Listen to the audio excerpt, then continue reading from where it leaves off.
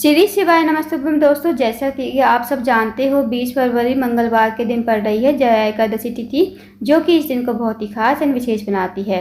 दोस्तों, आज की इस वीडियो में हम बात करेंगे 5 प्रकार के जल और 5 फायदों के बारे में, जो कि पूज्य गुरुजी पद्म मिश्रा जी ने अपनी कथा में बताया था कि अगर हम शिव जी पर 5 प्रकार के जल चढ़ाते हैं तो हमारी जो भी मनोकामना होगी अवश्य ही पूर्ण हो जाती है, चाहे वो धन से जुड़ी समस्या हो या फिर दोस्तों आप कोई व्यापार करते हो, व्यापार में आपको घाटा ही हो रहा है, व्यापार में आपकी वृद्धि नहीं हो रही है, साथ ही आपकी नौकरी नहीं लग रही है, आपकी कोई अधूरी इच्छा है जो काफ़ी दिनों से पूर्ण नहीं हो रही है, तो पूज्य गुरुजी कथा को सुनकर उपाय को अच्छे से समझाने का प्रयास करेंगे। आइए दोस्तों जानते हैं उपाय कैसे करना है। दोस्तों, पहले बात करते हैं 5 प्रकार के जल और 5 फायदे के बारे में। सबसे पहले आपको लेना है 1 लोटा जल, साथ ही आपको लेना है 1 बेलपत्री। अब बेलपत्री आपको देख लेनी है, कटी पटी खंडित नहीं होनी चाहिए। अब आपको इसे लेकर चले जाना है शिव जी के मंदिर में। शिव जी के मंदिर में जाकर सबसे पहले आपको 1 बेलपत्री चढ़ानी है शिव जी के ऊपर श्री शिवाय नमस्तुभ्यम कहते हुए। उसके बाद 1 लोटा जल चढ़ाना है। दोस्तों, अगर आप सबसे पहले बेलपत्री चढ़ाते हो और 1 लोटा जल बाद में चढ़ाते हो तो दोस्तों ये उपाय होता है बीमारी के लिए। यदि आपके घर में कोई भी व्यक्ति बीमार पड़ा है, बहुत दिनों से बीमार पड़ा है, उसे जो दवाइयाँ हैं लग नहीं रही है या हॉस्पिटल के आप बार बार चक्कर लगाते हो, तो इस उपाय को अवश्य कीजिएगा।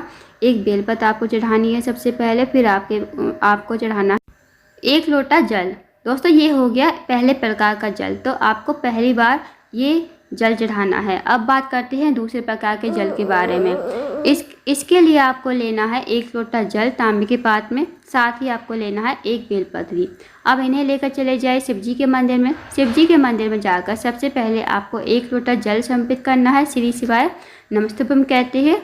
उसके बाद आपको जो है 1 बेलपत्री शिवलिंग के ऊपर श्री शिवाय नमस्तुभ्यम कहते हुए समर्पित करनी है। अब दोस्तों, ये जो दूसरे प्रकार का जल है, यदि हम इस तरह करते हैं तो सबसे पहले 1 लोटा जल फिर बेलपत्र, तो ये होता है आपकी मनोकामना पूर्ति के लिए। जो भी आपकी मनोकामना विशेष है, बड़ी से बड़ी है, छोटी छोटी मनोकामना है, चाहे आपकी नौकरी नहीं लग रही है, धन की वृद्धि नहीं हो रही है, धन प्राप्ति नहीं हो रही है, तो आप इस उपाय को करके देखिए, आपकी मनोकामना अवश्य ही पूर्ण हो जाएगी। तो दोस्तों, ये हो गया दूसरे प्रकार का जल। अब बात करते हैं तीसरे प्रकार के जल के फायदे के बारे में। अब दोस्तों, इस उपाय को करने के लिए आपको लेना है 1 तांबे के पात्र में 1 लोटा जल, साथ ही आपको लेनी है 2 काली मिर्च। अब 2 काली मिर्च जो आप लोगे वो आपको लोटे के जल में ही डाल देनी है। अब आपको इसे लेकर जाना है शिव जी के मंदिर में। शिव जी के मंदिर में जाकर आपको सबसे पहले उत्तर की तरफ मुंह करके खड़ा होना है।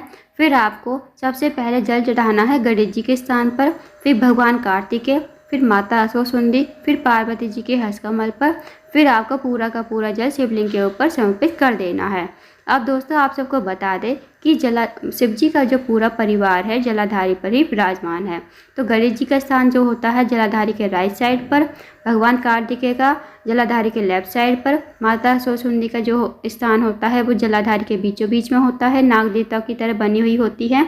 और पार्वती जी का जो हस्तकमल होता है जहाँ शिवलिंग विराजमान होता है, नीचे आप देखोगे गोल गोल कटी भाग होता है, वही पार्वती जी का हस्तकमल होता है। तो वहाँ पर आपको चारों स्थानों पर थोड़ा थोड़ा जल समर्पित कर देना है। उसके बाद पूरा का पूरा जल समर्पित कर देना है शिवलिंग के ऊपर।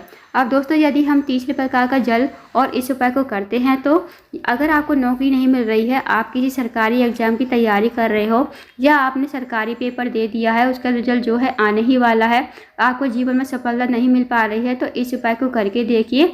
1 लोटा जल और 2 काली मिर्च को, इस उपाय को करने से आपकी मनोकामना अवश्य ही पूर्ण हो जाएगी। अब बात करते हैं दोस्तों चौथे प्रकार के जल के फायदे के बारे में। दोस्तों, अब जो चौथे प्रकार का जल है वो अगर आपके किसी भी फैमिली मेम्बर की कोई मनोकामना है, जो मनोकामना काफ़ी दिनों से पूर्ण नहीं हो रही है, तो इस उपाय को अवश्य कीजिए। इस उपाय को करने के लिए आपको लेना है 1 लोटा जल और लोटे के जल में ही आपको डाल देना है थोड़ा सा लाल चंदन। अब इस लोटे के जल को लेकर चले जाइए आप शिव जी के मंदिर में। शिव जी के मंदिर में जाकर सबसे पहले आपको उत्तर की तरफ मुँह करके खड़ा होना है।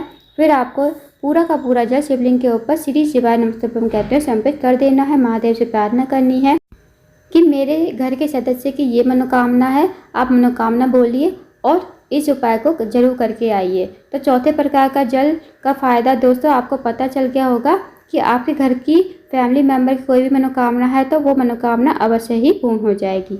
अब बात करते हैं दोस्तों 5 प्रकार के जल के फायदे के बारे में।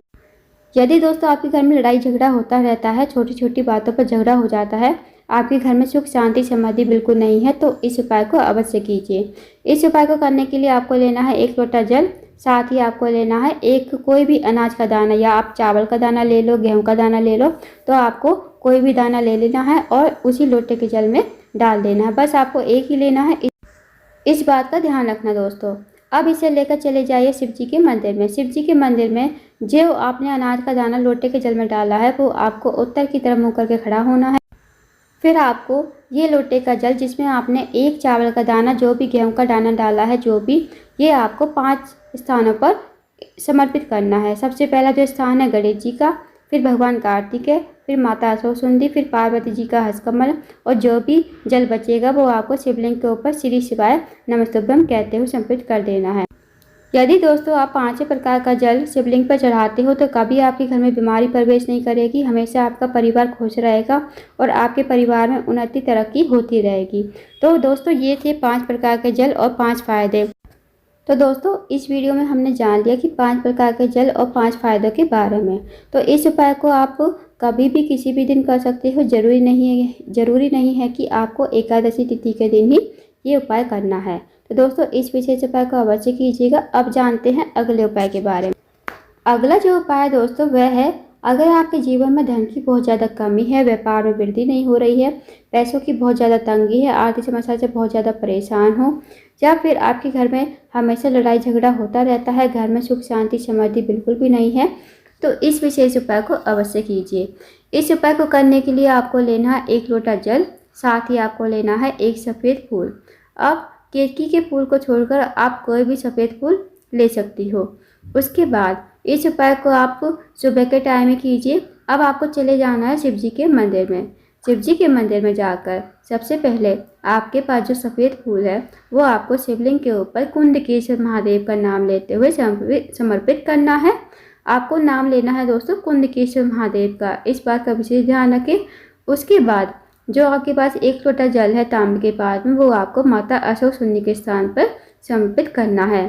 अब दोस्तों आपको कहीं पर जल नहीं चढ़ाना है, सिर्फ माता असोसुंदी के स्थान पर आपको जल समर्पित करना है। और दोस्तों जब आप माता असोसुंदी के स्थान पर समर्पित करोगे ना जल, तब आपको मन ही मन अपनी मनोकामना बोलनी है कि हमारे घर में कभी लड़ाई झगड़ा ना हो, हमारे घर में सुख शांति समृद्धि बनी रहे, हमारे जीवन में धन की वृद्धि हो, धन प्राप्ति हो, माता लक्ष्मी हमारे घर में वास करे। बस आपको ये जल चढ़ा के और मन ही मन मनोकामना बोल के आपको अपने घर चुपचाप आ जाना है, आपको पीछे मुड़कर नहीं देखना है। उसके बाद जब अगली एकादशी तिथि आएगी ना दोस्तों, आपको जरूर फायदा देखने को मिलेगा। आपके घर में माता लक्ष्मी का वास होगा और आपके घर में कभी लड़ाई झगड़ा नहीं होगा। तो इस विशेष उपाय को भी करके देखिएगा। एकादशी तिथि के दिन बहुत ही विशेष एंड अचूक उपाय है दोस्तों। जब भी हम उपाय करते हैं तो हमें विशेष तिथि पर करना चाहिए, जैसे एकादशी तिथि हो गई, पूर्णिमा तिथि हो गई, अमावस्या तिथि हो गई, सोमवार का दिन हो गया, या फिर प्रदोष शिवरात्रि का दिन हो गया। अगर हम विशेष तिथि पर करते हैं उपाय तो हमें विशेष फल की प्राप्ति होती है। ये पूज्य गुरुजी पद्म मिश्रा जी ने अपनी कथा में बात बताई थी। तो इन विशेष उपाय को अवश्य कीजिएगा। अब जानते हैं दोस्तों अगले उपाय के बारे में। अगला जो उपाय है दोस्तों वह है रोग मुक्ति के लिए। यदि आपके घर में कोई भी व्यक्ति बीमार है, काफ़ी दिनों से बीमार पड़ा है, उसकी बीमारी जो है ख़त्म होने का नाम नहीं ले रही, तो इस उपाय को अवश्य कीजिए। इस उपाय को करने के लिए आपको लेना है 1 लोटा जल और साथ ही आपको लेना है एक रुद्राक्ष। अब चाहे रुद्राक्ष 2 मुखी हो, 4 मुखी हो, जितने भी मुखी का रुद्राक्ष आपको लेना है आप ले लीजिए। अब आपको इस रुद्राक्ष को आधे घंटे के लिए लोटे के जल में ही डाल देना है। ये लोटे का जल आपके घर में ही रहेगा और आधे घंटे तक ये रुद्राक्ष आप लोटे के जल में ही पड़ा रहेगा। जब आधा घंटा हो जाए तो आप इसे निकाल लीजिए। ध्यान रखें दोस्तों, आपको उंगलियों की सहायता से नहीं निकालना है, या तो किसी चम्मच से निकालिए या फिर किसी लकड़ी से निकालिए। अगर आप उंगलियों से निकालोगे तो ये जल जो है झूठा हो जाएगा। और जब दोस्तों आप इस रुद्राक्ष को निकाल लो ना किसी लकड़ी की सहायता से या किसी चम्मच की सहायता से, तो आपको इस जल को लेकर जाना है शिव जी के मंदिर में। शिव जी के मंदिर में जाकर सबसे पहले आपको उत्तर की तरफ मुँह करके खड़ा होना है। उसके बाद इस जल को आपको श्री शिवाय नमस्तुभ्यम कहते हुए समर्पित कर देना है धीरे धीरे। दोस्तों अब जो जल नीचे जलाधारी से बहकर आएगा ना, थोड़ा सा जल आपको कटोरी में ले लेना है। अब आपको वहीं पर बैठकर 3 शब्द बोलने हैं। एक शब्द आपको 3 बार बोलना है। सबसे पहले आपको 3 ताली बजानी है। 3 ताली बजाते हुए आपको ये शब्द बोलना है, श्रद्धा श्रद्धा श्रद्धा। बस आपको एक नाम 3 बार बोलना है और आपको 3 बार ताली बजानी है। अब आपको चुपचाप अपने घर पर आ जाना है इस जल को लेकर जो आपने कटोरी में लिया है। अब दोस्तों अगर हमने ये नाम बोला है श्रद्धा श्रद्धा श्रद्धा, तो ये जो है पार्वती जी का नानी का नाम है। यदि हम इस नाम को भगवान शिव और माता पार्वती के सामने बोलते हैं तो भगवान शिव और माता पार्वती हमारी जो उलझन होती है वो अपने आप ही समझ जाते हैं कि हमारे जीवन में क्या परेशानी है। और आपके घर में जो भी व्यक्ति बीमार है वो शिव जी की कृपा से, माता पार्वती की कृपा से ठीक हो जाएगा। तो दोस्तों इस विशेष उपाय को अवश्य कीजिएगा, बहुत ही अचूक विशेष उपाय है। अब जानते हैं दोस्तों अगले उपाय के बारे में। यदि आपके घर में आपकी पत्नी या फिर आपके हस्बैंड आप पर बात बात पर लड़ाई करते हैं, गुस्सा करते हैं, बात बात पर चिड़चिड़ करते हैं, तो इस उपाय को अवश्य कीजिए। इस उपाय को करने के लिए आपको लेना है 1 चम्मच घी, साथ ही आपको लेना है 1 लोटा जल तांबे के पात्र में। अब इस उपाय को भी आप सुबह से लेकर शाम तक कभी भी कर सकते हो। अब इन्हें लेकर चले जाइए शिव जी के मंदिर में। शिव जी के मंदिर में जाकर सबसे पहले आपके पास जो घी है उस घी से आपको पार्वती जी के हस्त कमल पर आपको घी से लेपन। दोस्तों जो जैसे हम त्रिपुण लगाते हैं ना शिवलिंग पर, तो उन 3 उंगलियों से आपको घी से लेपन करना है माता पार्वती के हस्त कमल पर। माता पार्वती का हस्त कमल कहाँ होता है? जहाँ शिवलिंग विराजमान होता है नीचे आप देखना गोल गोल कटी भाग होता है, तो वही पार्वती जी का हस्त कमल होता है। तो वहाँ पर आपको अच्छी तरह घी से लेपन कर दे। और दोस्तों जब आप घी से लेपन करोगे ना, तब आपको आशुतोष महादेव का नाम लेते हुए घी से लेपन करना है। उसके बाद 1 लोटा जल आपको श्री शिवाय नमस्तुभ्यं कहते हुए शिवलिंग के ऊपर समर्पित कर देना है। फिर आपको माता पार्वती से प्रार्थना करनी है, महादेव से प्रार्थना करनी है कि मेरे घर में ये व्यक्ति है बात बात पर क्रोध करता है, मेरे पति बात बात पर क्रोध करते हैं, मेरी पत्नी बात बात पर क्रोध करती है। तो आपको इस उपाय को करना है। बस छोटा सा अचूक उपाय है। इस उपाय करने से आपके घर का कोई भी व्यक्ति आप पर कभी क्रोध नहीं करेगा, ना ही वो कभी गुस्सा करेगा। तो इस विशेष उपाय को भी करके आइएगा, बहुत ही अचूक विशेष उपाय है। इस उपाय करने से आपकी मनोकामना अवश्य ही पूर्ण हो जाएगी। तो दोस्तों ये थे कुछ विशेष उपाय जो आपको एकादशी तिथि के दिन अवश्य करने हैं। इन उपाय को अवश्य कीजिएगा। अगर आपको जानकारी पसंद आई हो वीडियो को लाइक करें, शेयर करें, चैनल को जरूर सब्सक्राइब करें। कमेंट बॉक्स में श्री शिवाय नमस्तुभ्यं हर हर महादेव जरूर लिखें।